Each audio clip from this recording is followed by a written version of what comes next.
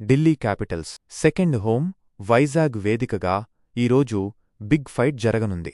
Delhi capitals, Lucknow super giants జట్లు IPL 2025లో ఇవాళ ఆడనున్నాయి. ఈ సీజన్లో ఈ రెండు జట్లకి ఇదే తొలి మ్యాచ్. గత ఐపీఎల్లో ఢిల్లీ క్యాపిటల్స్ కెప్టెన్గా ఉన్న రిషబ్ పంత్ ఈ సీజన్లో లక్నో సారథిగా వ్యవహరిస్తున్నాడు. ఆల్రౌండర్ అక్షర్ పటేల్ ఢిల్లీ పగ్గాలు చేపట్టాడు.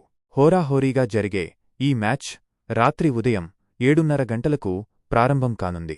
ఐపీఎల్ 2025లో భాగంగా ఈరోజు Delhi capitals, Lucknow super giants జట్లు తలపడుతున్నాయి. వైజాగ్లోని doctor YS Rajasekhara Reddy cricket academy వేదికగా ఢిల్లీ లక్నో జట్లు ఐపీఎల్ 2025లో తొలి మ్యాచ్ ఆడనున్నాయి. రాత్రి ఉదయం 7:30 గంటలకు మ్యాచ్ జరగనుంది.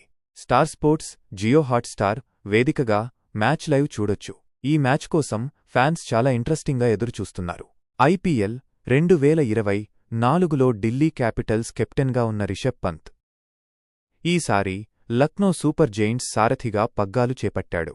లక్నో కెప్టెన్గా ఉన్న కేఎల్ రాహుల్ ఇప్పుడు ఢిల్లీ ప్లేయర్గా మారాడు. ఢిల్లీ క్యాపిటల్స్కు ఆల్రౌండర్ అక్షర్ పటేల్ సారథ్యం వహిస్తున్నాడు. లక్నోలో ఎన్నో ఒత్తిళ్లు ఎదుర్కొన్న రాహుల్ మరి ఈరోజు జరిగే మ్యాచ్లో ఆ జట్టుపై తన రివెంజ్ తీర్చుకుంటాడో లేదో ఎదురుచూడాలి. ఐపీఎల్ చరిత్రలో Delhi capitals, Lucknow super giants జట్లు 5 సార్లు తలపడ్డాయి. ఢిల్లీ క్యాపిటల్స్ కేవలం 2 మ్యాచ్లలో గెలవగా, లక్నో సూపర్ జెయింట్స్ జట్టు 3 మ్యాచ్లలో విజయం సాధించింది. ఈ రెండు జట్లు చివరగా ఐపీఎల్ 2024లో ఢిల్లీ వేదికగా ఆడగా, అందులో ఢిల్లీ క్యాపిటల్స్ 19 పరుగుల తేడాతో విజయం సాధించింది. ఐపీఎల్ 2024లో ఢిల్లీ క్యాపిటల్స్ వైజాగ్ వేదికగా తన మ్యాచ్లు ఆడింది. ఇప్పటివరకు 7 మ్యాచ్లు వైజాగ్లో ఆడితే 4 ఓడి 3 మ్యాచ్లలో గెలిచింది. ఈ ఏడాది ఢిల్లీ క్యాపిటల్స్ జట్టు వైజాగ్ వేదికగా కేవలం 2 మ్యాచ్లలోనే ఆడనుంది. ఇవాళ జరిగే లక్నో మ్యాచ్ తర్వాత మార్చి 30న సన్రైజర్స్తో ఢిల్లీ తలపడనుంది. వైజాగ్లో ఢిల్లీ క్యాపిటల్స్ హయ్యెస్ట్ స్కోర్ 191/5 చేయగా, లోయెస్ట్ స్కోర్ 2016లో రైజింగ్ పుణె సూపర్ జెయింట్స్పై 121/6గా నమోదు చేసింది.